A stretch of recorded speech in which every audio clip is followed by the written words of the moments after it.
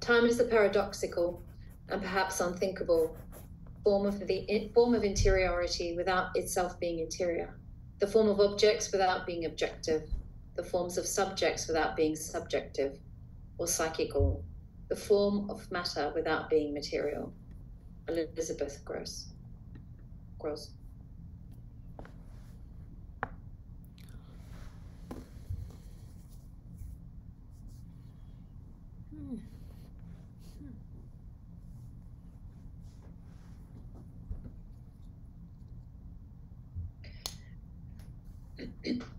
Mila Su has proposed the term archifossil to describe the sense of tumbling into deep time we often experience in the presence of geologic materials. Archifossil refers not only to the fossilized traces of a past life, but to materials indicating the existence of an ancestral reality or event, one that is anterior to terrestrial life, like an isotope of radioactive material with a half-life beyond the scope of human imagining. From the Anthropocene Poetics, David Farrier.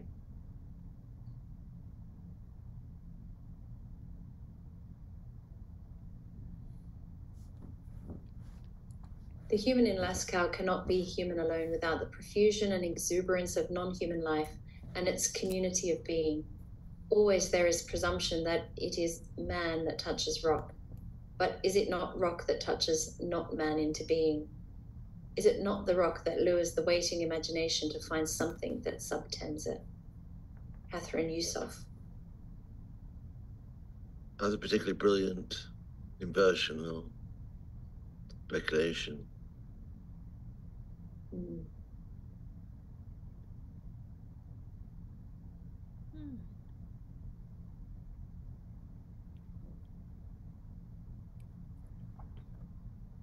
Matter in the Aristotelian tradition contrasts with form, but also as a state of regression into formless or prime matter. Form with no matter or pure form would be God. Matter in Kant is analyzed in turn with motion and experience. Matter in Deleuze challenges the distinction of matter and form by claiming matter is in a state of continuous variation. Matter is not organized as solid and discrete forms, but is rather infinitely folded. Following Bergson's, matter is an image, so the brain as a strata or fold is able to contact with other strata in a process of becoming.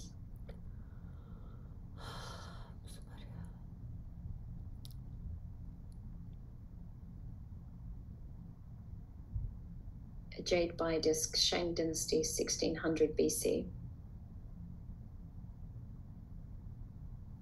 Jade biodiscs date back to the Neolithic period and were used in a ritual and burial context. What was it like to discover such a form, and where did it seem to come from?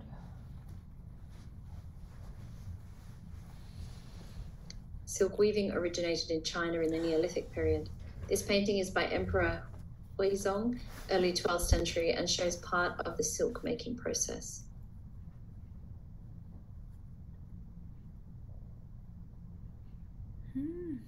Scholars' Rocks. Oh.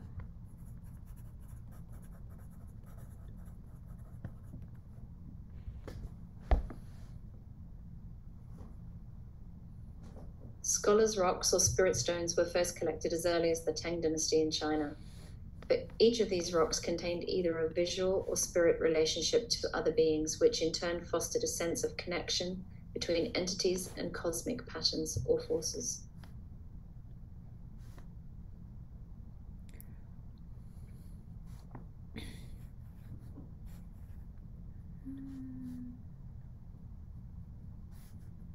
So sparse, but yet so perfect. The Zen gardens of Kyoto appear as if untouched by time passing. All that is left to do is to rake the sand in order to recall the great waters of becoming and to witness the mountains which reside there.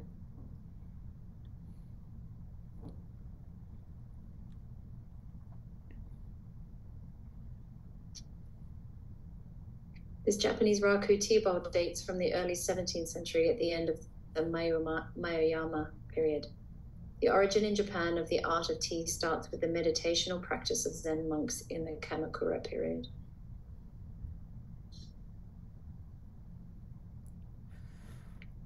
weaving, folding, carving, assembling, casting, hammering, stitching, sewing, embroidering, glazing, inscription, moulding, joining, spinning, turning are words pertaining to the activity of craft. Craft activity links together materiality, temporality, and form in a saturated whole that links visuality, touch, gesture, and memory. Ottoman carpet fragment. These follow Ottoman carpet fragment, Safavid tiles, Peruvian feather tunic, 8th century or later.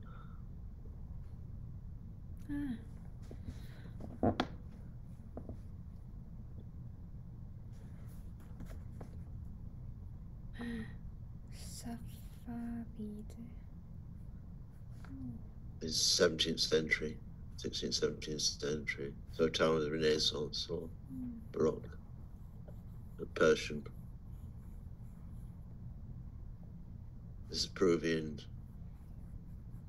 8th century feather textile.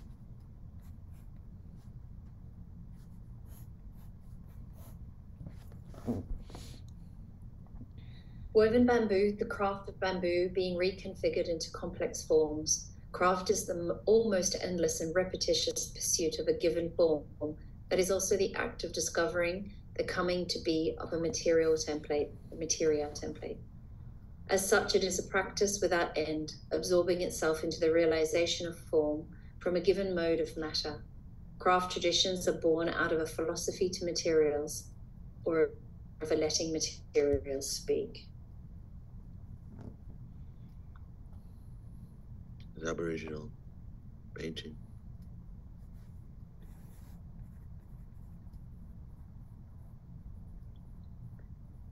Kuba cloth, woven raffia textiles from the Democratic Republic of Congo, Zaire.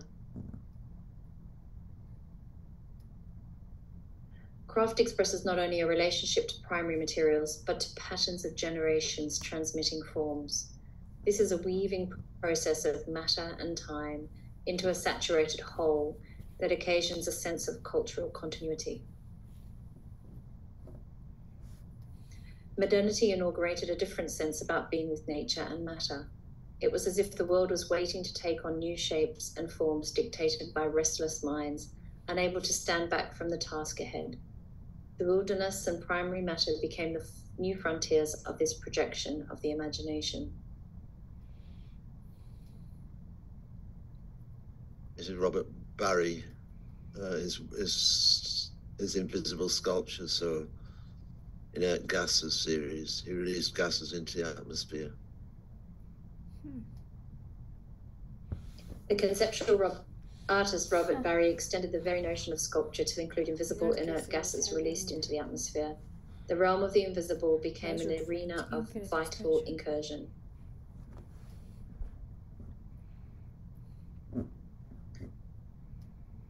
Space is not empty, it is full, a plenum as opposed to a vacuum, and is the ground for the existence of everything, including ourselves. The universe is not separate from this cosmic sea of energy. David Bohm.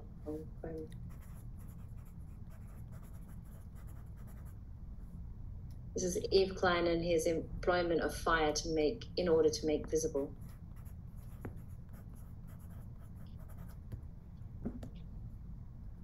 Yves Klein was influenced by arcane texts related to alchemy, which was based upon the pursuit of the transformation of matter and spirit. The scientist Isaac Newton was one of the leading exponents of alchemical studies, despite his leading role in scientific experiment. The allure of alchemy within the aesthetic field was a marked feature within modernity. Robert Rauschenberg, one of his experiments for what he called the EAT, experiments in art and technology. Robert Rauschenberg experimented with technological devices and forms, which in this case utilized mud. All conditions of material became open to experiment, whether aesthetically or scientifically. Disorder is simply the order we are not looking for. Henry Bergson. Ah.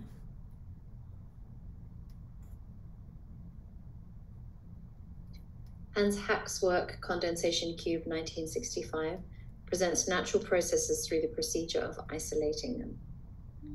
Grass Cube 1967.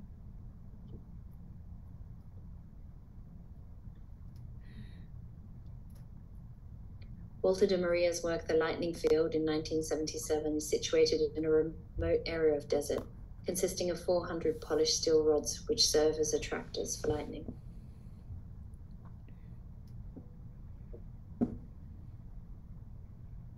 Richard Long. Richard Long's work is predicated upon walking and then composing works based on the availability of rocks and wood. The early work often took the form of repeated walking upon lines or circles depressing the undergrowth. Alongside the composition of geometrical configurations, there was also drawings based on the application of river mud.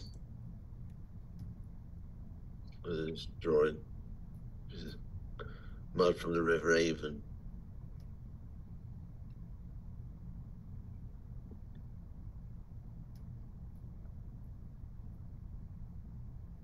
Joseph Boy's honey pump at the workplace for Documenta 1977. Electric motors pumped honey through a gigantic assemblage of pipes in the stairwell of the museum, symbolizing the circulation of life and flowing energy.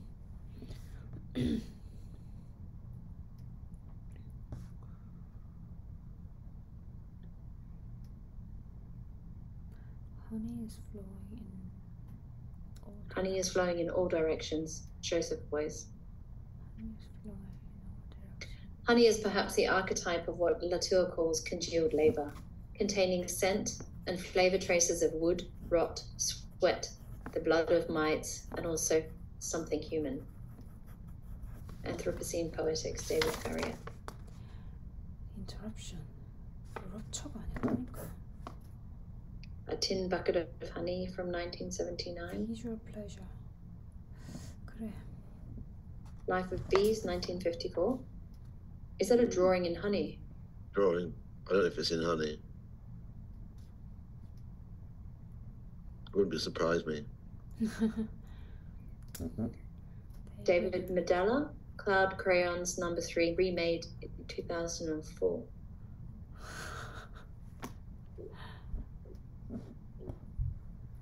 In the 1960s, the artist David Medalla experimented with foam, mud, sand in conjunction with motors that serve to generate kinetic transformation.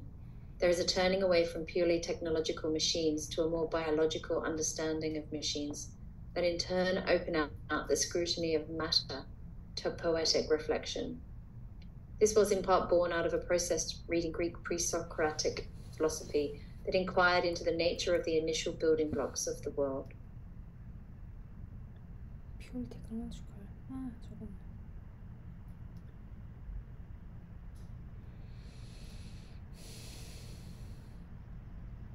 One's mind and the earth are in a constant state of erosion.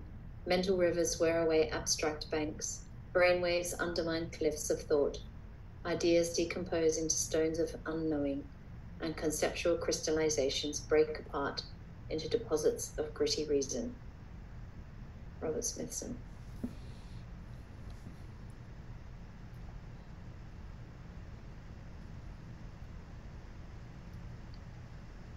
Actuality is when the lighthouse is dark between flashes.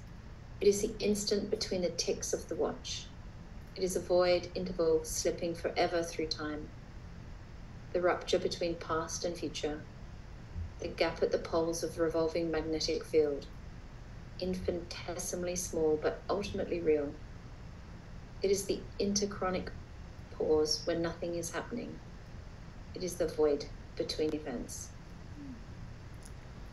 Kubler's ideas on time exerted a direct influence on Smithson.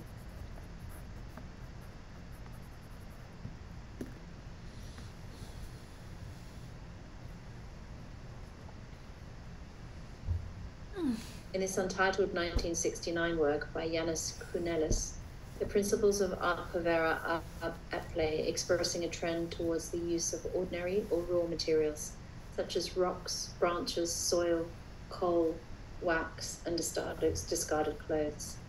This employment of materials often emphasized qualities such as smell and weight of things.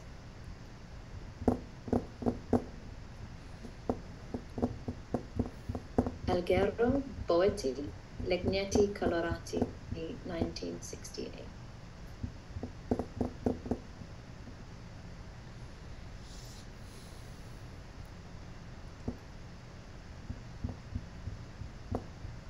Ana Mendieta was a Cuban-American artist who fused earth and body art into a new hybrid form. On the level of imagination, it enacts the feeling to do with the first calling of the earth, and so sets up a space for the inauguration of language.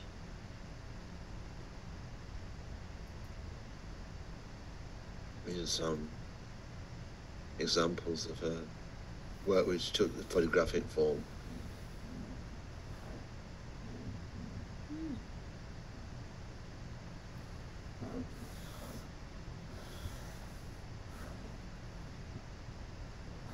I've been carrying out a dialogue between the landscape and the female body based on my own silhouette. I believe this has been a direct result of my having been torn from my homeland, Cuba, during my adolescence. I'm overwhelmed by the feeling of having been cast from the womb, nature. My art is the way I re-establish the bonds that unite me to the universe. It is a return to the maternal source.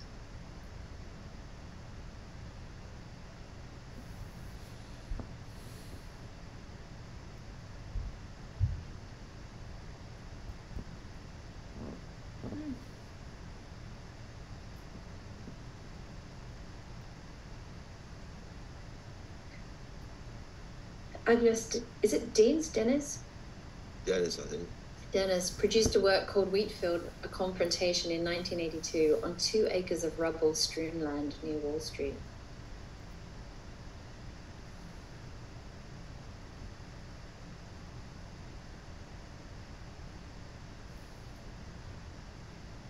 In this installation, Pollen from Hazelnut, the artist Wolfgang Leib presents a work made out of pollen, collected over a long period of time.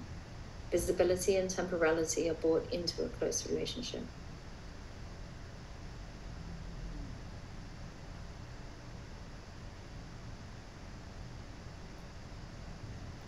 It's one of his wax chambers.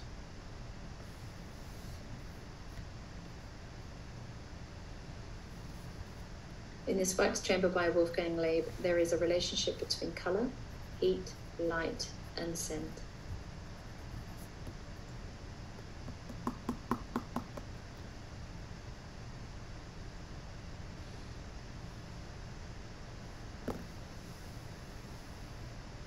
Richard Wilson's work, 2050, takes its name from recycled engine oil that is thick, black, and therefore functions like a mirror. At first sight, it might disorientate the viewer because the reflection of the surrounding architecture is perfect. So it becomes almost impossible to stabilize the relationship to the visual field.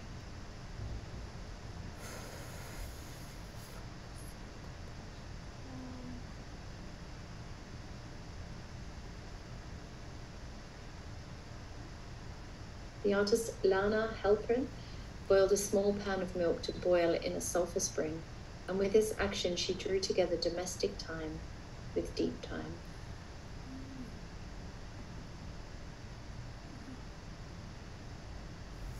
The dividing line between being set up to work the earth and its material attributes and to being in dialogue with it.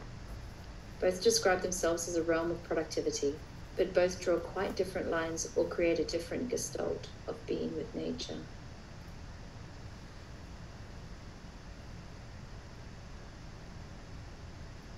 Sebastião Salgado gold mining in Brazil.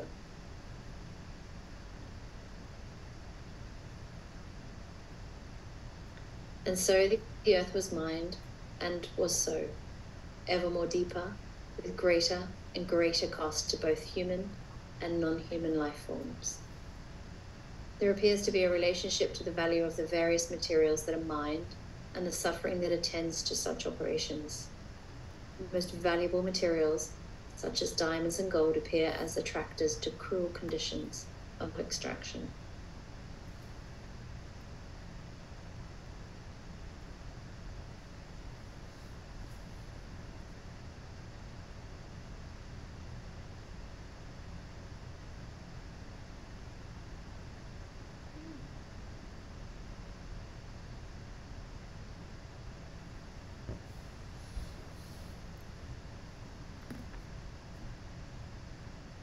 colonial sugar plantation system served as a sacrificial zone, which in turn provided a model for the development of modern organization of vast tracts of monosystems of genetically isolated, clonable planting stock, serviced by a replaceable source of enslaved labor.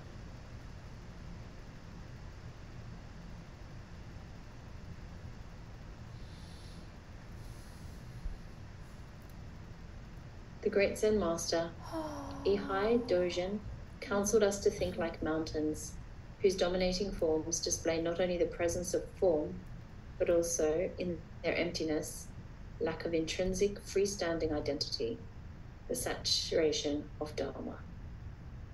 David Farrier.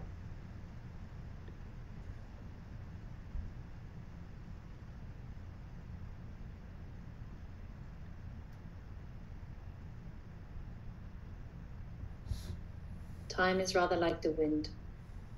You don't see the wind. You see the branches it stirs, the dust that it raises, but no one actually sees the wind itself. Jean-Claude Carrier.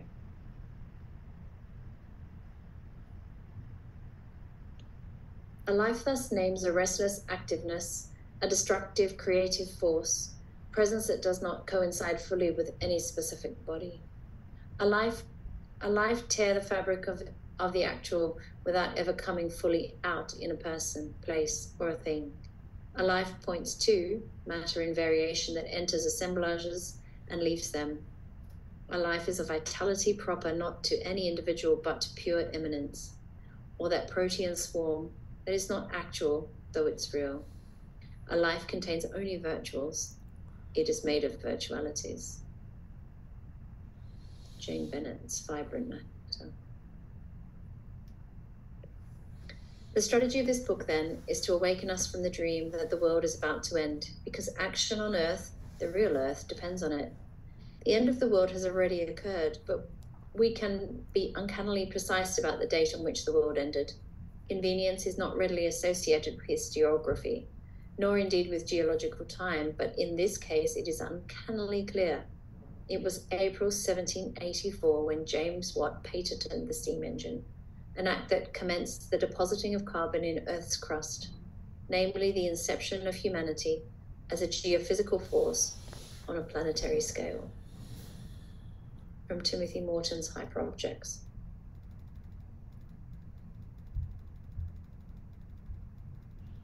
The world also intends to be seen by an infinity of eyes, because even those creatures and things which we look with pleasure exceed our capacity to see them. World Spectators by Kaja Silverman.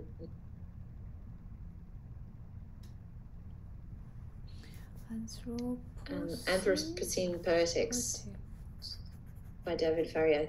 Deep time, entanglement, intimacy, poetics, kin making, thick time, and sacrifice zones.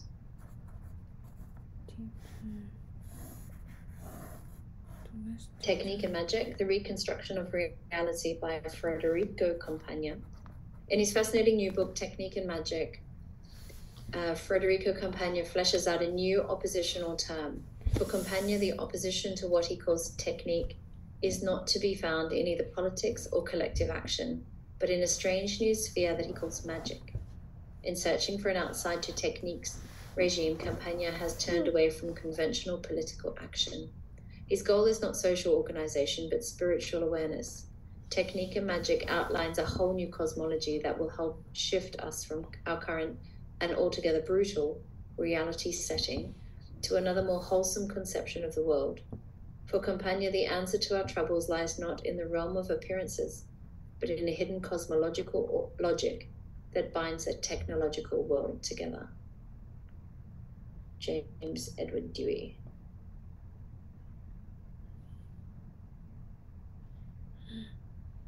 That's it.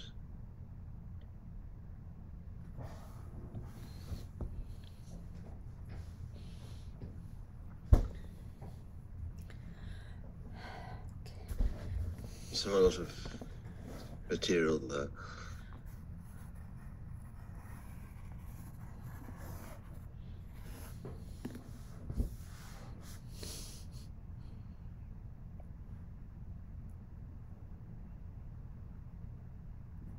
Any thought? You mentioned Timothy Morton's OOO. I was reading some of his work just recently. I haven't read much of it before. But I wasn't reading his work, I was reading his Dark Ecology. And I think then you would say, maybe revise the view, that the beginning of the end started 12,000 years ago, when we started to plough the land and created the ancient world of agriculture. And in this book, he argues that we invented nature, and it's kind of a lethal weapon that we need to overcome. And so I was thinking, as I watched Wheat Fields by Dennis, how it actually looks quite menacing. Even maybe as menacing, but from him as the city that stands in the distance. I don't know if you've ever looked into this book. No, I haven't read it. I think it's quite interesting. I mean, dark as opposed to deep. So it's very nihilistic because it's following Derrida and Heidegger. Quite interesting.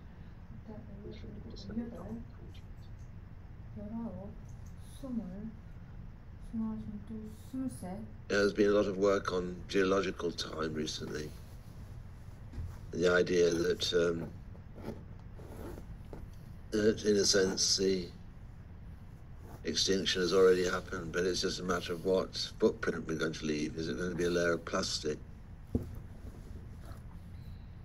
Or a layer of concrete? More likely plastic. I think that the plastic will break down, but I have heard someone talking about how much concrete, Lester might be able to tell us, but how much concrete is constantly being produced and it just, it doesn't break down necessarily. I shed loads of concrete. You can't do a building without it.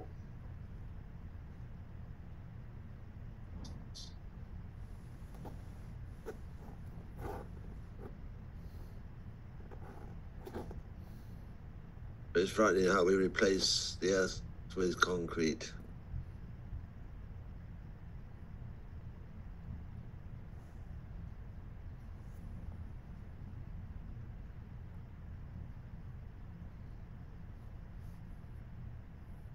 Concrete combined with steel.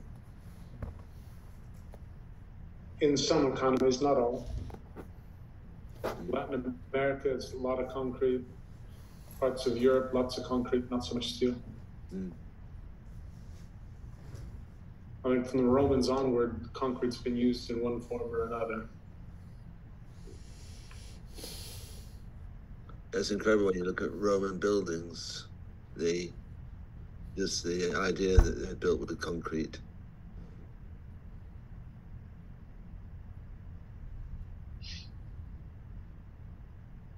There's even theories that the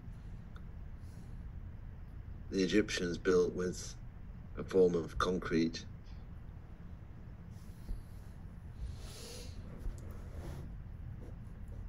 Built the pyramids with casting, sand and water and mud.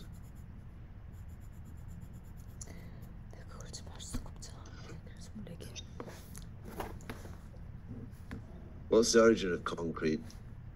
Well, I mean, it was originally from lime. Was typical concrete. It was only really in the early 1900s that you went to Portland cement. And so lime in its original form, you have to slate it. So in other words, burning it on a fire. So it's really quite low tech once you know how to do it. So I guess somebody figured it out way back when, Roman times or whatever, and it just kept going from there.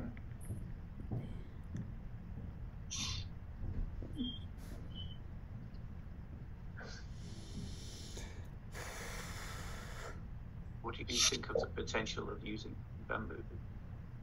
Is it just that it cannot be made in conform to certain lengths or whatever, as a material is? You mean the bamboo or the concrete? Bamboo as a material is. very, very powerful, stronger, and very flexible as a source, as a counter to the climate change. It's also a wonderful material in the sense it grows faster than any other material and therefore absorbs huge amounts of carbon from the atmosphere and nature. And as a strong material, it's stronger than concrete and stable in fact. But I think it's difficult to incorporate into construction. But I think there's quite a lot of architects who look into it. Yeah, no, you're right. There are some, just on one-off structures that are done in bamboo, and you can do just geometrically some amazing things with it. And you just look at some of the scaffolding that's just done for hundreds of years in the Far East, just all done in bamboo. And these days they'll go up 50 stories with bamboo scaffolding. Yeah, I mean, I've always been fascinated with it for some time, trying to make some sculptures just to push it as a material. But I think there's a huge push in the Far East to develop that as a replacement of some of a replacement for concrete, or a possible land. I don't know. It's actually a big thing in China.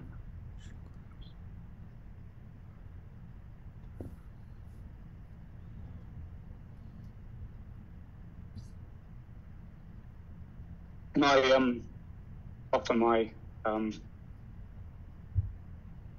typically contrarian sort of perspective, which Trigger Alert kind of almost veers into, it doesn't, but kind of almost veers into sort of kind of climate change denial or something like that, but it doesn't quite get there. But I remember, and this is a very sort of, I suppose, personal take, and I appreciate that, so it's quite individualistic. But I remember when I came out of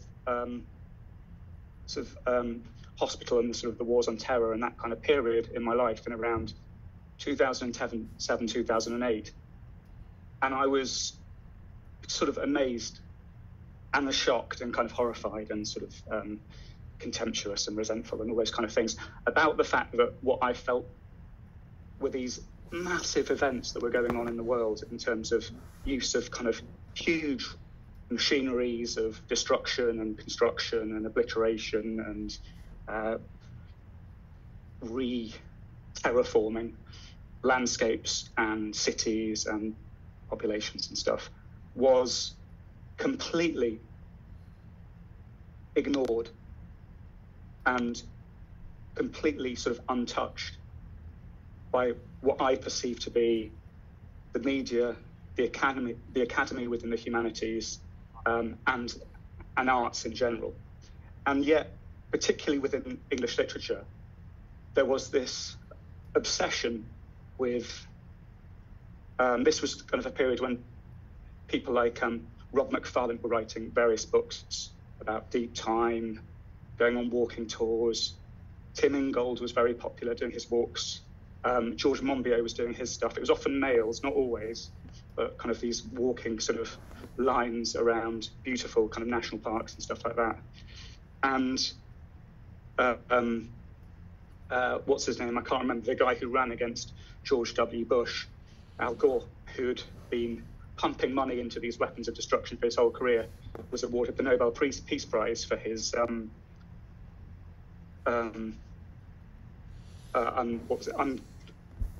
unpalatable truth. It wasn't that, but it was something like that. For a TED talk he did or something about climate change, he got the Nobel Peace Prize while half the world was being obliterated. And Tony Blair was bribing off his own MPs to start these various different wars with bans on fox hunting, because who doesn't hate rich people and who doesn't like foxes? And then David Cameron did exactly the same thing, except it was badgers for David Cameron. And there was all this kind of talk about rewilding, brackets, so that aristocrats in Scotland could get tax grants on their huge estates. And as a population, we were being told, quieten down about, the global financial crisis. Sorry that, bedroom tax hostile environment. Sorry about all that, but can you start using energy-saving light bulbs, please? Because there's a crisis going on in the climate. And I don't know, I sort of feel that this, anyway, in terms of myself, I became kind of, as is kind of obvious, I was like, what is going on? The world, we are literally destroying the world with our own manufacturing stuff. And people who have some kind of voice on this are going for walks in the Highlands and talking about geological deep time. And so I wrote an MPhil on, it was sort of within anthropology, and it was specifically, I was kind of looking at the emergence of national parks within the UK, which happened during the Second World War. And how national parks and the kind of culture of how people walk around them and move around them, and the material culture of tents, bivouacs, Swiss Army knives, kind of Gore-Tex, neoprene, sat-nav. It's kind of like they're almost like these military training grounds for a country which in 1945 had lost its empire. So you couldn't go tramping around India. You had to sort of go around Snowdonia or the Scottish Highlands. And I was kind of interested in this kind of collaboration almost between nature writing and a time of extreme imperialism, and looked at that through different periods of time. And you know, we had this kind of revival of kind of eco ideology in just after 1973, after the Suez Crisis and not the Suez Crisis, the Yom Kippur War, and then a huge spike in oil prices. And you got things like the Centre for Alternative Technology being sent up in the Huntcliffe a year after that, and a huge revival, the Green Movement kind of picking up then. And then going back to the Suez Crisis, you've got another resurgence then. And then going back into the 19th century, you've got these kind of revivals as often wealthy, affluent British middle classes from that kind of Fabian leftist, but also kind of, you know, I want my piece of the pie kind of sector of society, were worried particularly about American money coming over and buying up chunks of English land. And so they wanted to kind of, the right to roam kind of grew out of that, though we've kind of mythologized it in a sort of, you know, workers tramping over different places instead. But even going back to the Romantic movement and the Romantic poets, I really feel that was a sort of anti-French Revolution kind of movement.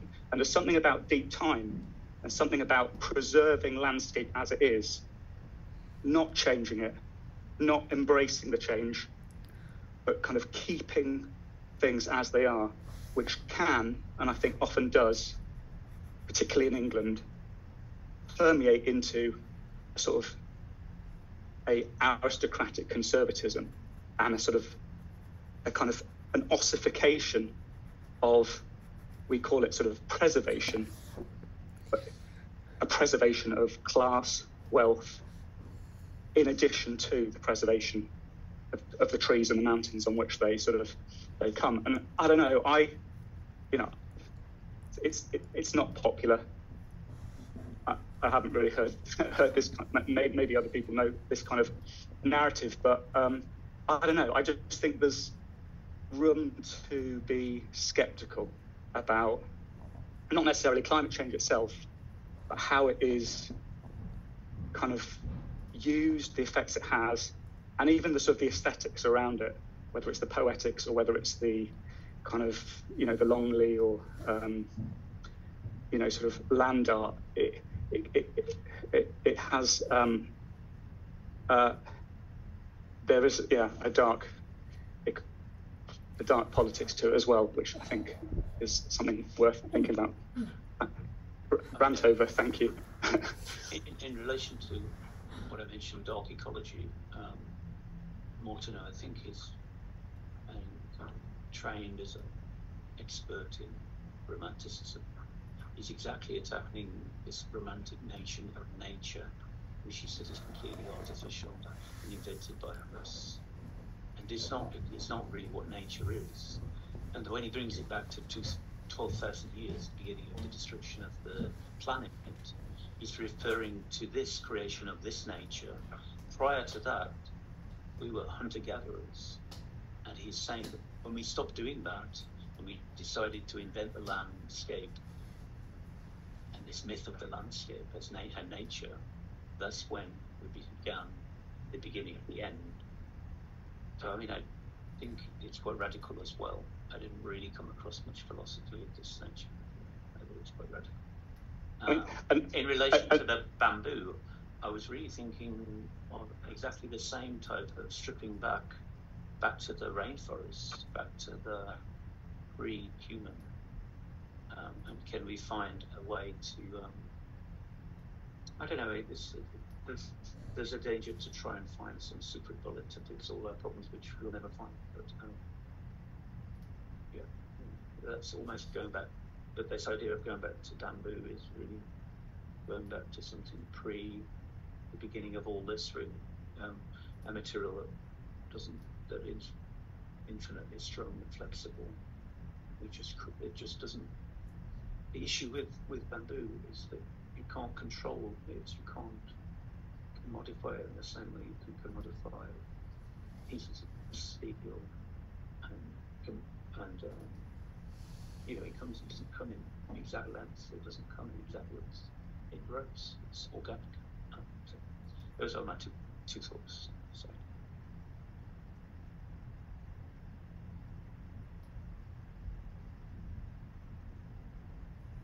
But Alex, when you're talking about, I really appreciate your thoughts on it. Are you talking about when the sort of world is in crisis in these moments, that could it be a retreat back to being able to control what you can control, rather than the rest of the world just being totally out of your control and being powerless to kind of affect any kind of change when these momentous, catastrophic things are happening politically or sociologically or culturally?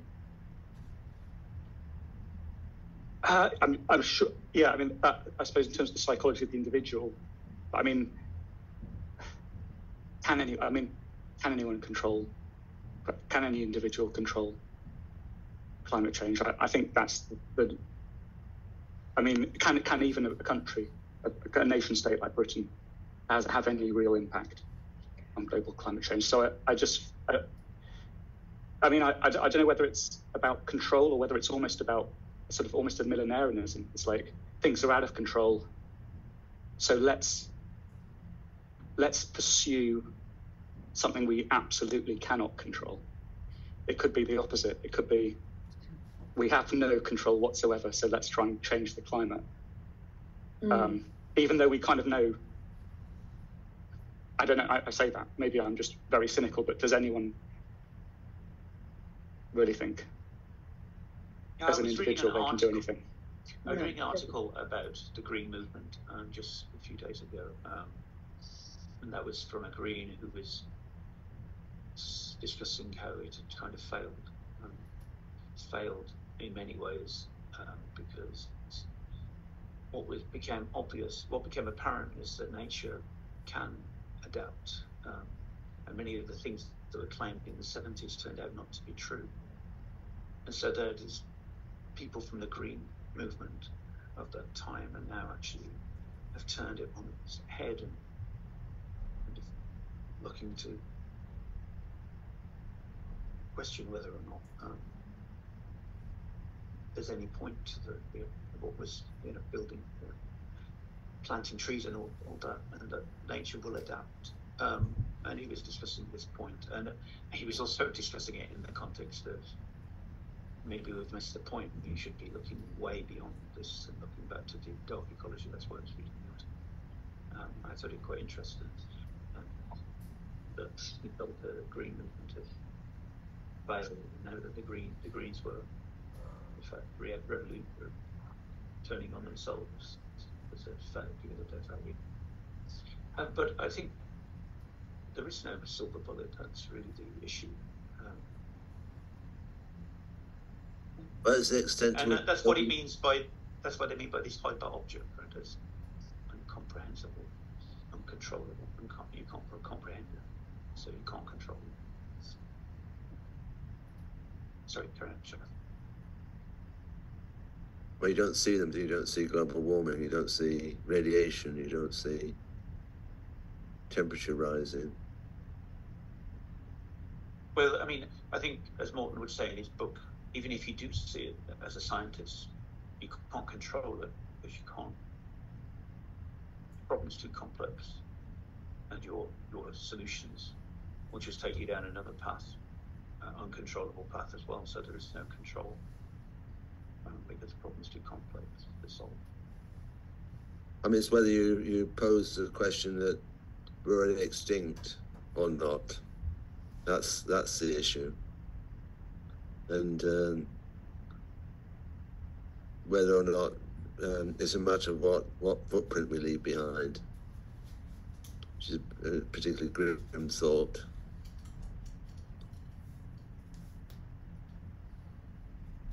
Well, I mean, it's an interesting question, right? Because this is that'll be the sixth extinction. It's not like it wasn't coming at some point.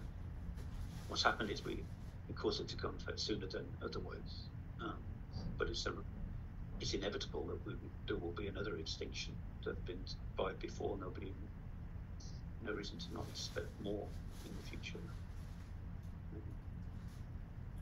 However, we seem to be inducing this one to come faster than it would otherwise have done.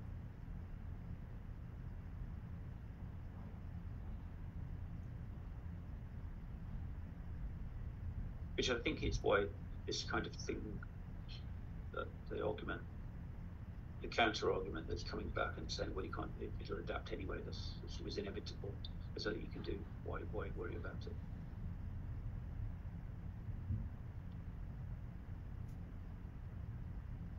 No, we need to all strap on hiking gear and go walking in the Scottish mountains in the national parks.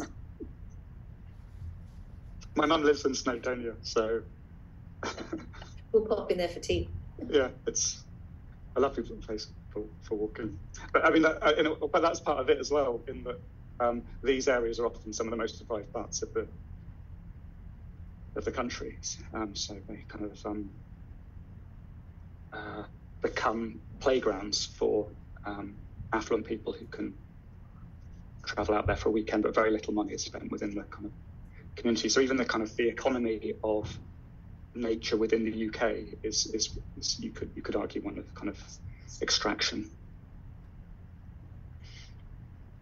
Yeah, I mean, you could also argue, I've heard it argued that people like Smithson were effectively, they couldn't exist anymore, they shouldn't exist anymore, because they were basically colonialists in their attitude.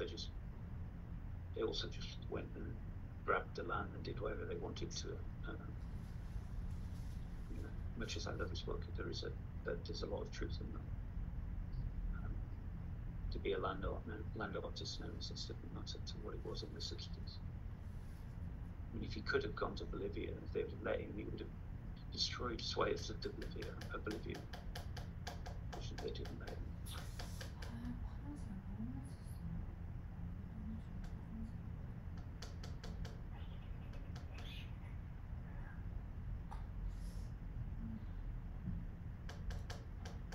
I would have dropped a bomb.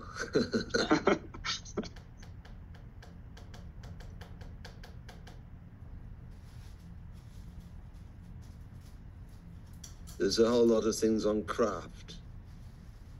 What were you processing when you were thinking about craft? About the hand and weaving and folding and...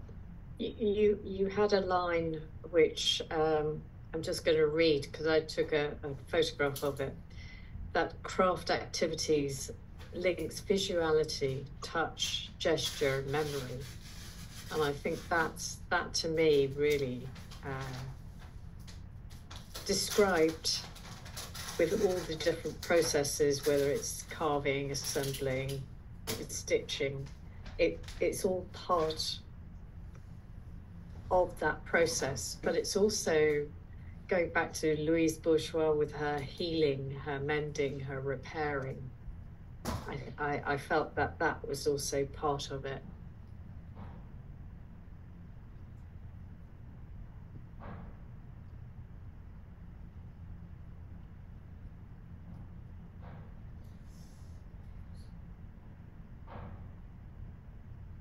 I mean, it seems like we look towards some of these activities being restorative or redemptive. Yeah, and it just adds to the pattern of when you're working through something. Especially humans would be doing quite a lot themselves, so they'd be crafting it themselves. Okay, apart from the digital stuff, but about how it takes in the matter that you're dealing with. It also takes your time, and it's, to me, that sort of is all woven together, part of the sense of continuity. Yes, I went to see the exhibition at the British Museum of Silk Road, or Silk Road. And it's extraordinary, the mutation of cultures and the mixing of techniques and generation of forms and hybridization of forms, and the amount of movement there was in the world let's say, takes you back pre-medieval. But just the extent of the movement of, I mean, there's the first artifact which was shown in the exhibition was a small Gandharan, so that's 3rd century Buddha, which was found in Scandinavia. So it'd gone all the way from northern India, region of Pakistan, let's say, to Scandinavia, and it's 3rd century, so maybe in the 4th, 5th century it landed in Scandinavia. So there's trade routes opened out to Scandinavia to link to the Silk Route, even in that early period. There's a lot of trade in amber, for instance, between the Mediterranean world and Scandinavia. And beads were a particularly important form of currency. But we underestimate how much movement and how much cross-fertilization of cultures and mutation of cultures were occurring in that period. How many languages came and went. And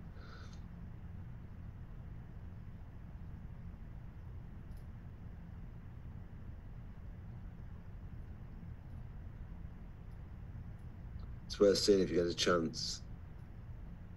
There's some marvelous artifacts in there.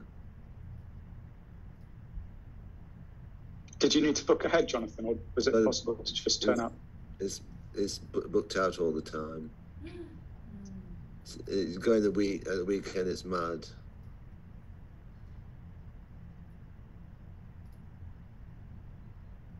I mean, since a lot of these exhibitions have gained a public which never used to be there even 10 years ago.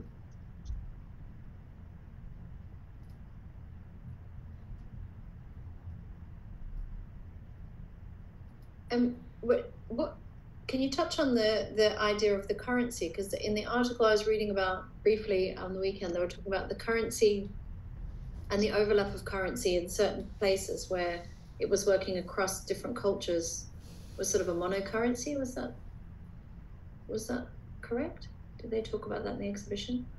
Well, there's a display of a lot of coins, so gold coins and silver coins. So the coin was worth its weight in the metal. Right. So the image was a sort of additional fact to the aesthetics of the image, but it was mainly the currency was what it was physically, a material manifestation of value.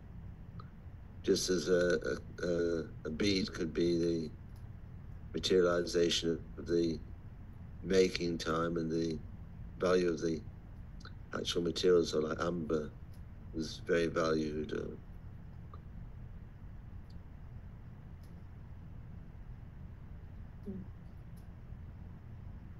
So silk was extraordinarily expensive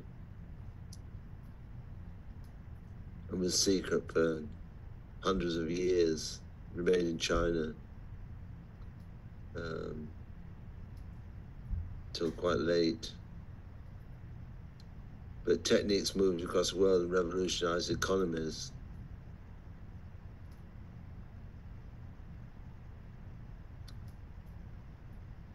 You had a collision of language systems and exchange of documents.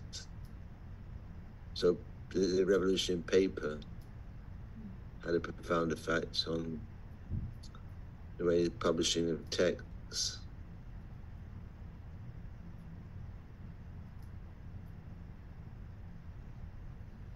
So you got these distinct revolutions in techniques happening in parallel to trade. So trade stimulated the possibility of revolutionizing techniques and introducing new forms.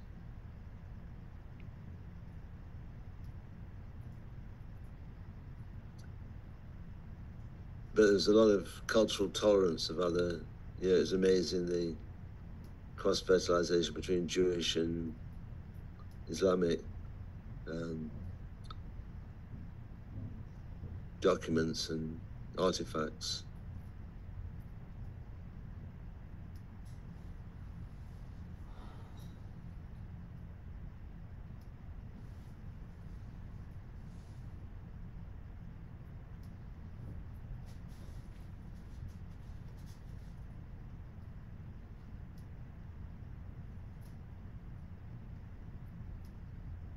Was it flowing each way as strongly, or was it flowing from east to west more prevalently?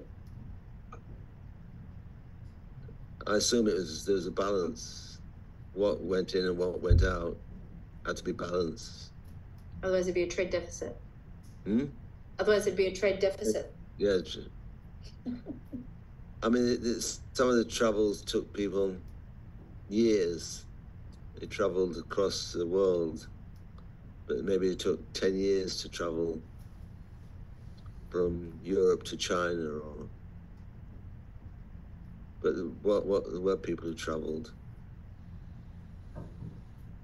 The monks traveled, and craftsmen traveled. So you get a family who made frescoes, and they'd move from India to across Central Asia to China, but it would take 3 generations or 2 generations to do that. So already the father who taught the son and the son who taught his sons almost recorded the length of that journey. But there'd be sort of natural siphoning off, wouldn't there, of interest or material or longevity of, I don't know what they were doing. It would be interesting to see where the bottlenecks happened or where things fell away and didn't continue on, or the majority of it stopped and only very little sort of petered through. But we tend to think of oil painting as happening in Flanders in the early 15th century, but oil paint was invented in Afghanistan in much earlier date. So our history of art is often the history of Western art, not the different comparative cultures.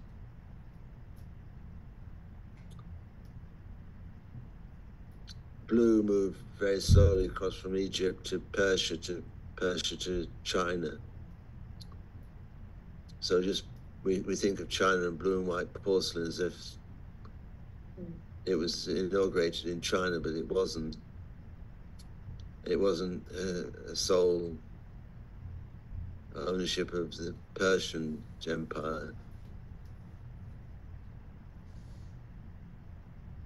But we located in Egypt, who had the money to pay extraordinary sums of investing in a pigment.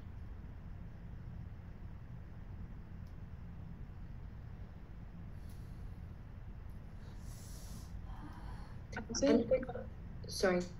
Right. I would just kind of briefly touch upon, Jonathan, what you just said, because I'm pretty sure the history book, like in different countries, start with a complete different kind of narrative in a way. because as I'm Chinese, so and also because back in high school, my speciality is based in kind of history. So all the education that I received is all kind of very, very much focused on kind of Chinese history. And then while at the same time briefly touch on the kind of the Western country history overall. So for what I've learned is, and also back to what Sharon you was talking about, like east to the west, west to the east, somehow from the textbook I've learned, it says basically before the industry revolution, back in times, it's primarily kind of east to the west. But then afterwards, and also because like the revolution, bringing on the steam, the machine, metal, engineering, all these things kind of in the past 150 years revolutionized the whole, well, basically the whole humankind. So it's at different speeds in a way. So yeah, just kind of touch upon that. Yeah, it depends on who had the technologies. So, I mean, the technologies in China were porcelain, silk, casting, metalwork, very early. And so there's an extraordinary demand for high-quality porcelain and silk in the Renaissance. So although the Renaissance is seen as the flowering of the West, it very much looked eastward as well at technologies and aesthetic forms. Mm-hmm.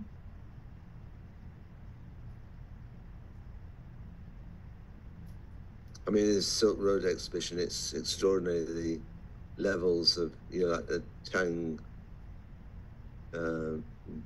textiles, extraordinary dyeing techniques and patterns, and really sophisticated 7th, 8th century. It didn't occur in the West until, well, certainly until the Renaissance.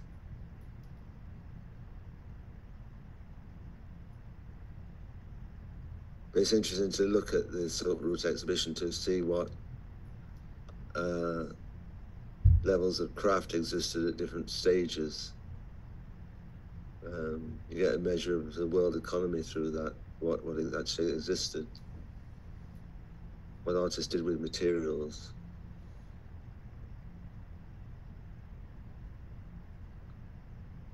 But likewise, there's a extraordinary relationship between China and Greece around 4th, 5th century BC. There was, with Alexander the Great going eastward, it was an impetus to channel Greek sculptural artifacts and bronzes. So it kind of served to revolutionize some of the ways in which human forms were depicted in artifacts. So there was a lot of backwards and forwards. Venice and Constantinople were very important portals for that movement. And they were city-states. They were economies in their own armies, and fought battles with nations as city-states. So Venetians fought the Ottomans until they made a deal, because it's advantageous for trading to not fight wars for too long a period.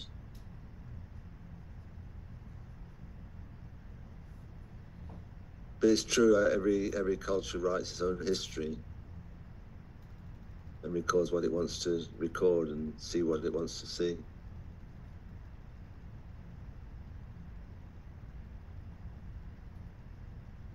And also, as every country writes its own history, and also we need to bear in mind that what kind of history was written in the textbook eventually, because 100 years ago, we might see the history from this perspective, while like 100 years later on, somehow the whole narrative had been changed. All of a sudden, what was being put inside the textbook had been removed, and somehow someone or something that had been buried underneath, all of a sudden they appear to the surface.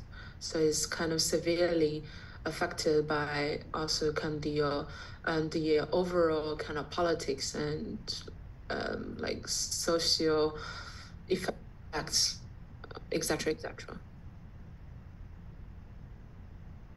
We never stop. Ceaseless. I think the book you referred to by Kupler is quite an interesting way of telling the history.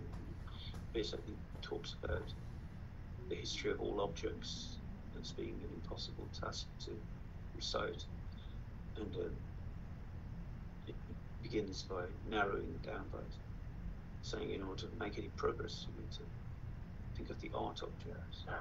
This is a form, and then think of objects that basically have ripples through time, what is physical foreign objects, and he tries to navigate the history of time through objects, which you would call aesthetic objects, and he finds these prime objects from which everything else is derived. I think it's an interesting way to tell the history of the world. Whether it captures whether it captures everything or whether it covers over things is one way of telling the narrative. And I guess that may be what you'll find in that. I wonder how you would view this exhibition in the context of that narrative. Jonathan? Well, certainly this multifaceted narrative, which is partly written and partly demonstrated through presentation of objects, and it's the objects which speak more strongly than the text or the commentaries at the time, or seem to dominate language. It's another form of inscriptive process. There is something kind of, what's the word, maybe authentic about the object, which kind of the text can be. They're closer to the body. Can be just somehow, but you can't kind of hide the object. I guess you can fake the object, but somehow when we look back, there's something authentic in the object. It isn't necessarily authentic in the text. I went to the sorry, Jonathan. Oh, you go on. There was an exhibit. Clearly, I'm sort of a cynical person. Just it's how I am. But I remember probably 10 years ago, the Viking exhibition at the British Museum was presenting the Vikings as these extremely tolerant, multicultural lovers of different cultures and different peoples and explorers and tradespeople. There were a lot of swords in the exhibition as well. And so I suppose there can be a question of how the objects are chosen and which specific objects, and as you say, how the text frames it. And just thinking about this exhibition, Silk Roads, before having gone myself, Jonathan, you mentioned about people living in harmony together, collaboration between Muslims and Jews, for example, and people moving from city to city with different trades. And I can understand why 2024 Britain would want to emphasise kind of evocation of globalism, globalisation, multiculturalism, tolerance. But the Black Death was also like a major Silk Road import, which eliminated about a third of the European population. And the Mongol kind of invasion is kind of crushing all the way through from kind of Kyrgyzstan and the kind of central kind of Asian steppes all the way through, just absolutely. Nishapur completely burnt to the ground, didn't exist, everyone inside it completely killed. I don't know, is that level of the sort of the blood spilled along the Silk Road, is that also kind of engaged with in this exhibition? I mean, not to that extent.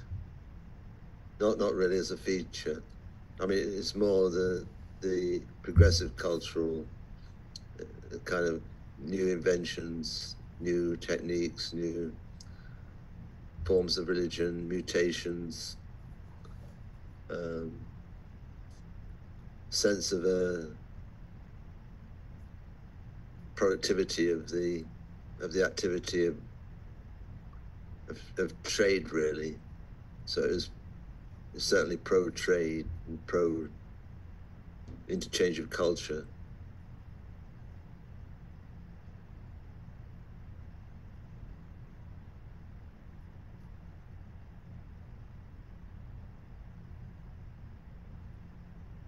I saw an exhibition at Colnaghy, which is just on Berry Street, just opposite Saatchi Yates, just near Christie's, called the Decay of Beauty and the Beauty of Decay. And it had artifacts from anywhere from Egypt through to modern contemporary works. But there's an extraordinary range of cultural artifacts with this one theme. And I think there's something interesting at the moment about the potentiality of creating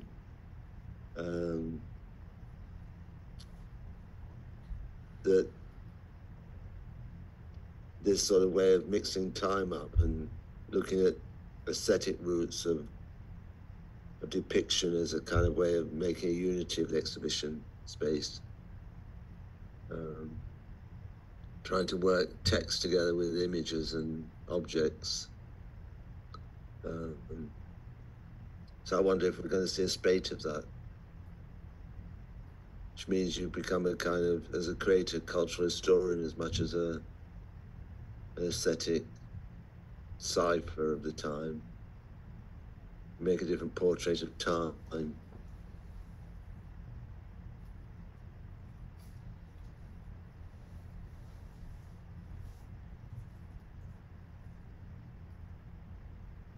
Is that because there's fewer gallerists or curators or people, no offense, Marjorie, that know what's going on, that are able to actually understand what's happening in real time? And so it's falling back to the artist or the creator or the maker who's having to interpret their work and make the work at the same time.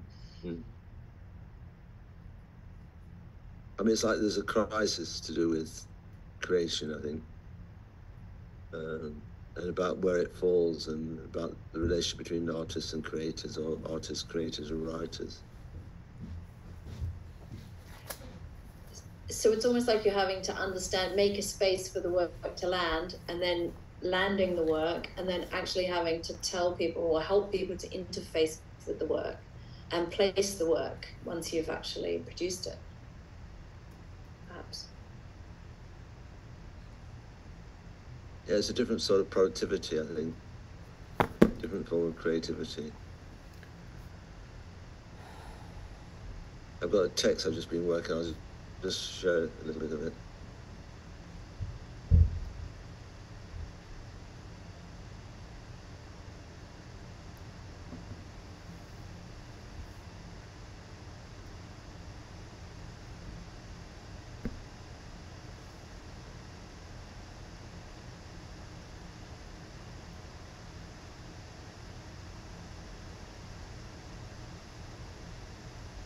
So I took Francis Bacon painting of a triptych of Isabella Rawshawn, and I looked at also a Chamunda 10th century Indian sculpture, a three-faced goddess, and a sort of memory of Dr. Strangelove and Peter Sellers playing three different parts, switching from one character to the next, with dark comic effect. But I was sort of thinking, I would start off writing about the Bacon, and I thought, why stay with just Bacon? Why not use the memory of looking at different things and making a portrait of those different things, and trying to think of a schema by which to look at it. So the idea of triptychs and triads and triangles.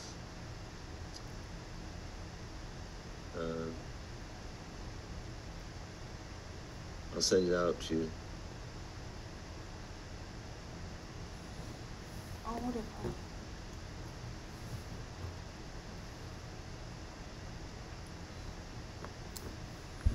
Sharon, could you just read this one chapter on Bacon? Sure. In Bacon's painting, Three Studies for a Portrait of Isabel Rawshawn, 1965, there is a deeply felt encounter with the human subject that articulates a difference between a portrait and the depiction of a head, flesh, bone, spirit.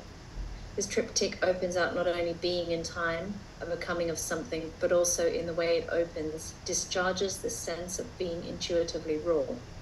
It is thereby a subject in process, or to employ a Hegelian term, a subject sublated, suspended, abolished, elevated. It is the combination of being in time, but also the mobilization of a movement of triad of figures that creates a reverberation with the image, not just in time, but also as an entrance into different registers in the process of becoming other. At the same time, this in no way qualifies this work as containing a preoccupation with a philosophical or speculative matrix. Rather, these registers find their exhibition as trace elements of difference.